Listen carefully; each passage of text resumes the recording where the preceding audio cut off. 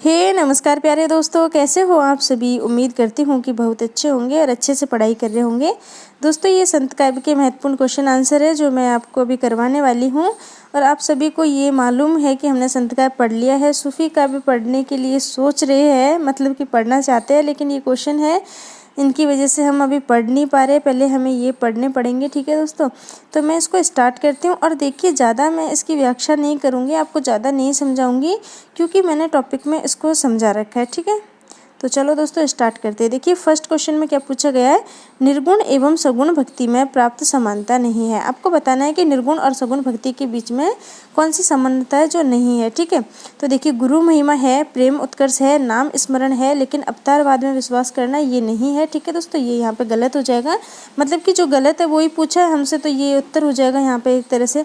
अभंग के नाम से किसकी रचनाएं प्रसिद्ध है। आपको बताना है कि अभंग के नाम से किसकी रचनाएं प्रसिद्ध है। गुरु रामदास की, नामदेव की, पुरंदरदास की या जयदेव की। तो आप सभी इसको जानते हो अच्छे से कि नामदेव है इसमें सही उत्तर, ठीक है। देखिए, यहाँ पे क्या पूछा गया आपसे, कर्नाटक में पुरंदरदास द्वारा चलाए गए आंदोलन का नाम है। आपको कर्नाटक में जो आंदोलन चलाया गया पुरंदरदास के द्वारा, उसका नाम बताना है। एक शरण है, धरकरी है, दासकूट है या बरकरी है। तो दोस्तों इसका सही उत्तर है दासकूट, ठीक है। दासकूट यहाँ पे बिल्कुल सही उत्तर है। देखिए दोस्तों, यहाँ पे क्या पूछा गया है, पंढरपुर का संबंध किस राज्य से है। तो पंढरपुर का संबंध है महाराष्ट्र से, ठीक है। धरकरी संप्रदाय के प्रवर्तक माने जाते हैं। यहाँ पे आपको बताना है कि धरकरी संप्रदाय है, इसके प्रवर्तक कौन माने जाते हैं, ठीक है। तो देख लीजिए, रामदास है, अमरदास है, ज्ञानेश्वर है या फिर है नामदेव। तो इसके जो प्रवर्तक है वो है रामदास, ठीक है, धरकरी संप्रदाय के, याद रखना इसको। यहाँ पे आपसे पूछा गया है कि वारकरी संप्रदाय में किसकी उपासना की जाती है। तो वारकरी संप्रदाय है, इसमें कृष्ण की उपासना की जाती है, ठीक है दोस्तों। अब देखिए, यहाँ पे आपसे सेम क्वेश्चन पूछा गया, बस थोड़ा सा अंतर है। यहाँ पे पूछा है धरकरी संप्रदाय है, इसमें किसकी उपासना की जाती है। तो इसमें राम की जाती है, ठीक है। इतना सा अंतर है, ये आपको अच्छे से याद कर लेना है, ठीक है। ज़्यादा इसमें कोई अंतर नहीं है। अब देखिए, यहाँ पे आया आपका मिलान करने वाला क्वेश्चन, तो इसको हम कर लेते हैं। देखिए, किसका संत का मिलान करना है, उससे संबंधित राज्य से, ठीक है। तो हम कर लेते हैं, हमने पढ़ा है ये अच्छे से। देखिए दोस्तों, जयदेव है, जयदेव का संबंध किससे है, बंगाल से है, बंगाल के है जयदेव, ठीक है दोस्तों। आपको ऐसे मिलान कर लेना है, फिर हम कूट छांट लेंगे, जो भी हमारा कूट सही होगा वो, ठीक है। और नरसिंह महतो है, नरसिंह महतो का संबंध गुजरात से है, आप सभी जानते हो इसको। दोस्तों, लल्लदेव है, इनका संबंध है कहाँ से, कश्मीर से, ठीक है। और शंकरदेव है, इनका संबंध है असम से। तो हम देख लेते हैं इसके हिसाब से हमारा कौन सा कूट है जो मैच खा रहा है, ठीक है। तो देखिए दोस्तों, हमने क्या देखा था कि जयदेव का संबंध कहाँ से है, बंगाल से। तो हम देख लेते हैं कि ए का सेकंड ऑप्शन कौन से में है, ठीक है। तो देखिए, फर्स्ट वाले में नहीं है, ठीक है, यहीं पे क्लियर हो गया। सेकंड में भी नहीं है और थर्ड में भी नहीं है। फर्स्ट सेकंड ऑप्शन सिर्फ थर्ड में है, तो ये हमारा उत्तर हो जाएगा। इस तरीके से आप इसको कर सकते हो, ठीक है।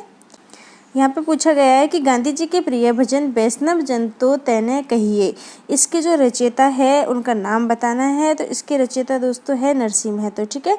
नरसिंह महतो है इसके रचयिता।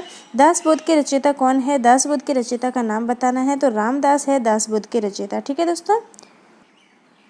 यहाँ पे आपसे पूछा है कि बंगाल से संबंधित संत नहीं है, बंगाल से कौन से संत है जिनका संबंध नहीं है।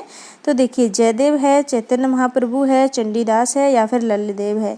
तो दोस्तों, लल्लदेव का संबंध नहीं है बंगाल से। आपने अभी ऊपर थोड़ी देर पहले ही पढ़ा था। लल्लदेव का संबंध किससे है दोस्तों, आपने बहुत अच्छे से इसको पढ़ा। तो इनका संबंध है कश्मीर से, ठीक है।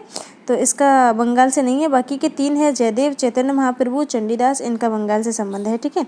तमिलनाडु में भक्ति आंदोलन चलाने का श्रेय किसको है। तमिलनाडु में भक्ति आंदोलन किसने चलाया, उसका आपको यहाँ पे नाम बताना है। तो इसका सही उत्तर अक्क महादेवी है, ठीक है दोस्तों। देखिए, यहाँ पे क्या पूछा गया आपसे, एक शरण संप्रदाय के प्रवर्तक कौन है। आपको बताना है एक शरण संप्रदाय है, इसके प्रवर्तक कौन है। तो दोस्तों, शंकरदेव है इसका सही उत्तर। संत काव्य का प्रवर्तक किसे माना जाता है, कल कम्युनिटी पोस्ट में दिया था ना ये क्वेश्चन मैंने आपको। तो आप सभी जानते हो कि संत काव्य का प्रवर्तक है वो कौन है, नामदेव है, ठीक है दोस्तों। अब यहाँ पे आपसे पूछा है कि नामदेव के गुरु का नाम क्या है, ठीक है। नामदेव तो है संत काव्य के प्रवर्तक, लेकिन इनके गुरु का नाम है वो क्या है। तो मैंने आपको माफ़ करना है ना, मैं ये बात बार बार बोल ही देती हूँ। मुझे पता है आप इरिटेट होते हो इस बात से, लेकिन पता नहीं क्यों मेरे मुँह से निकल जाती है ना। तो हमने फिर से वही बात तो इसके जो गुरु है उनका नाम है बिसोबा खेचर। ठीक है दोस्तों, बिसोबा खेचर है इनके गुरु का नाम। ठीक है, अब मैं यहाँ पे आपको ज़्यादा व्याख्या नहीं करूँगी क्योंकि कमेंट आते कि आप इरिटेट करती हो ये कह के कि मैंने पहले करवा रखा है, मैंने अच्छे से पढ़ा रखा है, आपको याद होगा, मैंने समझा रखा है, तो ये सारी चीज़ें मैं यूज़ नहीं करूँगी। फिर भी मुँह से कभी कभी निकल जाती है तो उसके लिए माफ़ी चाहती हूँ। ठीक है दोस्तों, तो नामदेव के गुरु का नाम है बिसोबा खेचर। ठीक है, देखिए यहाँ पे क्या पूछा गया, आचार्य शुक्ल एवं बाबू श्याम सुंदर दास ने कबीर के जीवन काल को क्या माना है। मतलब इनके कबीर का जीवन काल है उसको कौन सी ईस्वी से कौन सी ईस्वी तक माना है वो आपको बताना है। तो इसका सही उत्तर होगा 1398 ईस्वी से 1518 ईस्वी। ठीक है, ये बिल्कुल सही हो जाएगा यहाँ पे हमारा उत्तर। यहाँ पे आपसे क्या पूछा गया, मलूक दास की रचना नहीं है। इन चारों में से मलूक दास जी की रचना कौन सी नहीं है वो बतानी है। तो एक बार चारों ऑप्शन पढ़ लीजिए, भक्त ब्रूदाबली है, गुरु प्रताप है, अखिल वाणी है या फिर वज्र चरित्र है। तो इसका जो सही उत्तर है वो है वज्र चरित्र, ये इनकी रचना नहीं है, बाकी की तीनों इनकी रचना है मलूक दास की। ठीक है, देखिए इस क्वेश्चन में क्या पूछा गया है, धामी संप्रदाय के प्रवर्तक संत है। धामी जो संप्रदाय है उसके प्रवर्तक संत का नाम बताना है, तो इसमें होगा प्राणनाथ। ठीक है, डायरेक्ट उत्तर बताऊंगी आपको पढ़ के, ज़्यादा नहीं समझाऊंगी क्योंकि समझाते टाइम मुंह से निकल ही जाती है बातें। यहाँ पे पूछा है रचना और रचनाकार का युग्म असंगत है। असंगत मतलब कि गलत है। ठीक है, तो देखिए इसमें गलत है उसको छांट लेते हैं हम। अष्टांग योग चरणदास का है, ये बिल्कुल सही है। सहज प्रकाश है, ये सहजोबाई का है। आपको मालूम है कि सहजोबाई है ये हमारे संत काव्य में आती है, दयाबाई और सहजोबाई। दया बोध है, ये दयाबाई का देखिए आई गया यहाँ पे। विनय मालिका है, ये प्राणनाथ का, ये यहाँ पे असंगत है। ठीक है, आदि ग्रंथ में कबीर के कितने पद संकलित है। इसका उत्तर आप मुझे कमेंट करके बताना कितने हैं। इन चारों ऑप्शन में से कोई हमारा उत्तर है या कोई अलग ही है, जो भी है उसको कमेंट करके मुझे बताना। ठीक है, ये आपके लिए एक तरह से ये आपके आकलन का काम करेगा।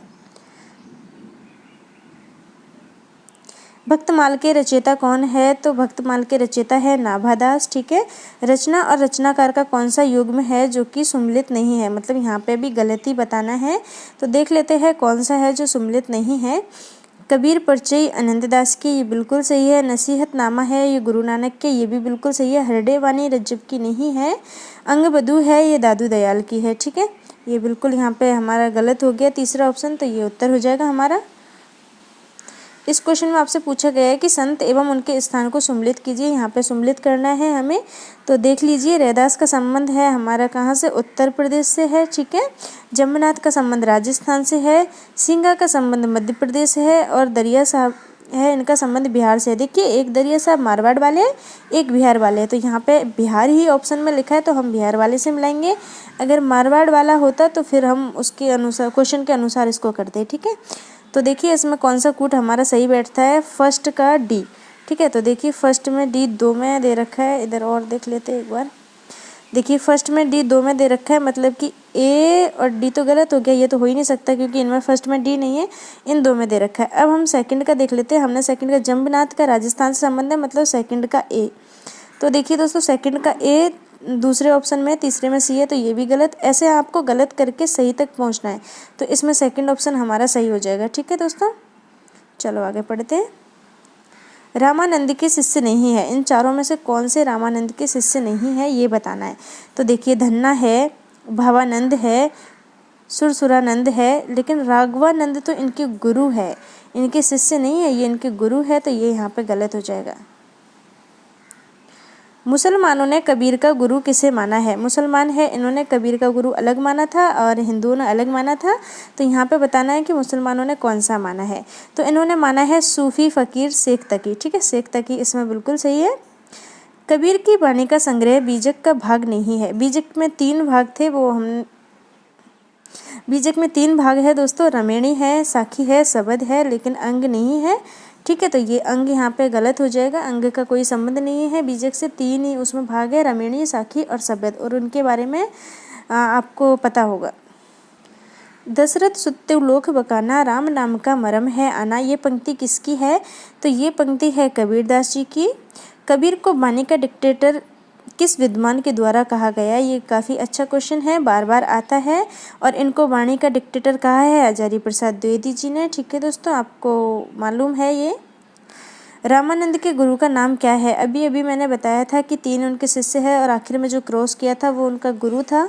तो उसका सही उत्तर क्या था? राघवानंद था। राघवानंद इनके गुरु है रामानंद के। ठीक है दोस्तों, देखिए यहाँ पे क्या पूछा गया है, श्री संप्रदाय में किसकी आराधना की जाती है? श्री संप्रदाय है, इसमें किसकी आराधना की जाती है? तो इसमें नारायण की आराधना की जाती है। ठीक है, कबीर का जन्म स्थान है, इनके जन्म स्थान के बारे में बताना है कि कहाँ पे इनका जन्म हुआ। तो काशी में हुआ, सभी जानते हो आप इसको। मगहर में इनकी मृत्यु हुई थी। सुरा सो पहुँचाने लरे दीन को हेत, पुरजा पुरजा कटी मरे कभू ना छोड़े खेत। पंक्ति किसकी है? तो ये पंक्ति है, ये भी कबीरदास जी की पंक्ति है। हमन है इश्क मस्ताना, हमन को होशियारी क्या, रहे आज़ाद या जग में, हमन दुनिया में यारी क्या। ये पंक्ति है, ये पंक्ति किसकी है? तो दोस्तों ये पंक्ति भी कबीरदास जी की है। काफ़ी चर्चित पंक्ति है, बार बार आती है, इसलिए मैंने यहाँ पे आपके लिए रखी है। कबीर की बेटी का नाम क्या है? तो कबीर की बेटी का नाम है कमाली और ये विदुषी कवित्री मानी जाती है। ठीक है, देखिए गुरु ग्रंथ साहब में रैदास के कितने पद है? तो इनके 40 पद यहाँ पे संकलित है। काफ़ी अच्छा क्वेश्चन ये है हमारा। जाति ओछा पाति ओछा ओछा जन्म हमारा, पंक्ति के रचयिता कौन है? तो रैदास है इसके रचयिता।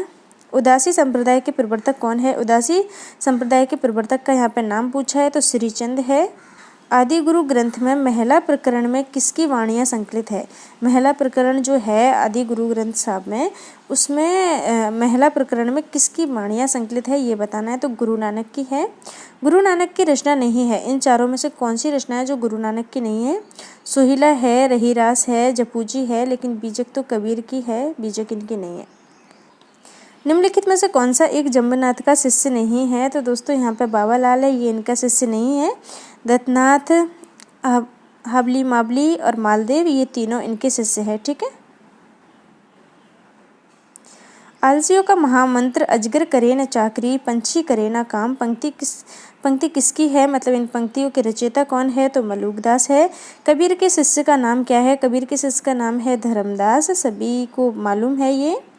मैं कहता हूँ आँखन देखी, तू कहता कागद की लिखी, पंक्तियों के रचयिता कौन है? कबीरदास जी है। ये कहते हैं कि मैंने जो आँखन से देखी है, जो अनुभव किया है वो कहता हूँ, और तुम कागज़ में लिखी हुई कहते हो, मतलब पोथी पन्ना जो है उनकी लिखी कहते हो। कबीर की मृत्यु के उपरांत उनके उत्तराधिकारी कौन बने? तो इनके प्रिय शिष्य है धर्मदास, ये बने थे इनके उत्तराधिकारी। निम्नलिखित में से कौन सा एक सिद्धांत नानक और कबीर में साम्यता नहीं रखता? मतलब कि इन दोनों के बीच में समानता नहीं रखता, ऐसा कौन सा सिद्धांत है? ये क्वेश्चन थोड़ा सा अलग है और काफ़ी अच्छा भी है, तो पढ़ लेते हैं इसके बारे में। एक ईश्वर बात तो रखता है दोस्तों, ये दोनों में समानता रखता है। मूर्ति पूजा का विरोध ये भी रखता है। हिंदू मुसलमानों की अभिन्नता, मतलब इन्होंने कोई भेदभाव नहीं किया दोनों में, तो ये भी रखता है। कुंडलिनी जागरण है, ये दोस्तों ये भिन्नता रखता है दोनों में, अलग अलग मतलब पृथक करने का काम करता है, सामान्यता नहीं रखता है इन दोनों में, कबीर में और नानक में। तो ये हमारा यहाँ पे उत्तर हो जाएगा। मलूकदास की जीवनी मलूक परिचय की रचना किसके द्वारा की गई? देखिए मलूकदास जी की जीवनी है मलूक परिचय, इसकी रचना किसके द्वारा की गई ये यहाँ पे पूछा गया है। तो सुथरादास ने लिखी है इनकी जीवनी मलूक परिचय के नाम से। दोस्तों ये है सम्मिलित करने वाला क्वेश्चन, यहाँ पे रचना और रचनाकार को हमें सम्मिलित करना है। तो ज्ञान बोध रचना है, ये मलूकदास की है, ये ऑलरेडी ही सम्मिलित है, इसलिए मैंने कूट यहाँ पे लिखा नहीं है। ठीक है, कुलजम स्वरूप है, ये स्वामी प्राणनाथ के, ये बिल्कुल सही है। चेतावनी गर्मलीना धरणीदास की है। ज्ञान समुद्र है, ये सुंदरदास की है। तो ये हम मतलब पहले से ही सही थी, तो इसीलिए मैंने कूट नहीं लिखा यहाँ पे, आप इसको इसी रूप में पढ़ लेना, याद कर लेना। ठीक है, कौन से संत है जो आजीवन दूल्हे के भेष में रहे? तो ये आप सभी को मालूम ही है कि रज्जव है। दादू दयाल के शिष्य नहीं है, इन चारों में से दादू दयाल के शिष्य नहीं है, उनका नाम यहाँ पे बताना है। तो देखिए दोस्तों, रज्जव है, प्राणनाथ है, लालदास इनके शिष्य नहीं है, सुंदरदास है, ये तीनों इनके शिष्य है, रज्जव, प्राणनाथ और सुंदरदास, लेकिन लालदास नहीं है दादू दयाल के। ठीक है, अब देखिए यहाँ पे क्या पूछा गया, और ये है हमारा लास्ट क्वेश्चन। गुरु अर्जुन देव की रचना इनमें से कौन सी नहीं है? 12 मासा है, 52 अखरी है, सुखमणि है, लेकिन ज्ञान समुद्र है, ये इनकी रचना नहीं है। तो यहाँ पे यही उत्तर हो जाएगा। ठीक है, ये तीनों इनकी रचना है। दोस्तों ये हमारा पाठ खत्म हो रहा है, मैंने अच्छे से व्याख्या नहीं की, और व्याख्या करती हूँ तो मैं फिर मेरे मन में जो आता है वो बोल ही देती हूँ, और आप लोगों को उससे समस्या होती है, इरिटेट होते हो, इसलिए आज मैंने डायरेक्ट क्वेश्चन पढ़ा, उत्तर बताया, टिक किया डायरेक्ट, ठीक है। और कोई गलती हो तो अपने स्तर पे उसका सुधार कर लेना, कमेंट लिख देना, मैं पिन कर दूँगी, तो ताकि सभी की समस्या दूर हो जाए, ठीक है दोस्तों। Okay, bye bye.